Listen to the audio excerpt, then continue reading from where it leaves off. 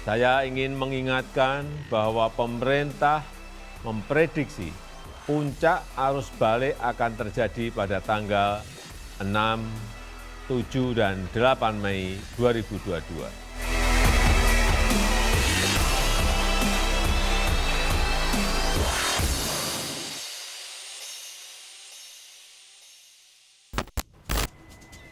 Mudik Lebaran mencapai puncak momen pergerakan. Selain memastikan para pemudik lancar di perjalanan, protokol kesehatan tetap disiplin diterapkan masyarakat juga jadi pekerjaan rumah pemerintah.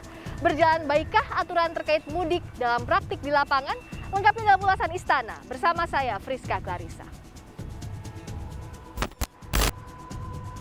Masyarakat di berbagai daerah menanti mudik perdana Idul Fitri saat pandemi tahun ini. Padatnya warga sesuai prediksi pemerintah.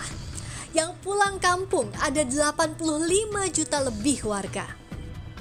Tak terkecuali Kepala Negara, Presiden Joko Widodo yang menghabiskan libur lebaran di Yogyakarta. Juga berwisata ke Bali bersama keluarga.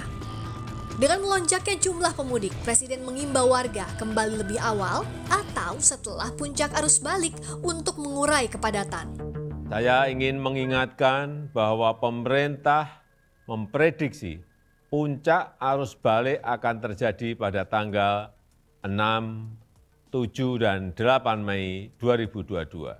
Saya mengajak Bapak, Ibu, dan saudara-saudara yang melakukan perjalanan dengan kendaraan pribadi agar kembali lebih awal atau kembali setelah puncak arus balik. Mobilitas warga yang tinggi berarti tak cukup hanya bicara pergerakan pemudik, tetapi antisipasi sebaran COVID-19 saat status masih pandemi seperti saat ini. Ada dua rangkaian utama aturan mudik Lebaran 2022 dari sisi pergerakan pemudik dan kesehatan. Yang pertama, di sisi pergerakan masyarakat, untuk mengantisipasi lonjakan hingga lebih dari 85 juta pemudik, bagi pemudik yang sudah divaksin booster tidak perlu lagi tes PCR maupun antigen. Tapi bagi masyarakat yang pulang kampung tapi baru mendapatkan dosis kedua vaksin COVID-19 masih harus tes negatif antigen.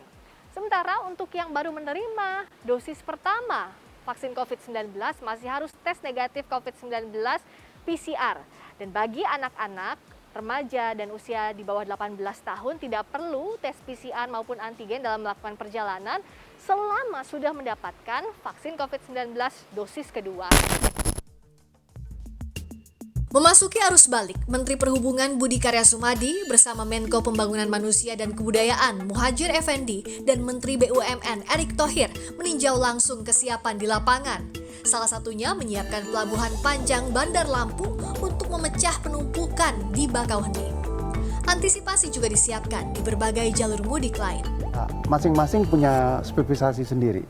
Contoh, kalau di Jakarta menuju ke Semarang, itu adalah rekayasa yang terakhir adalah kita membebaskan tol.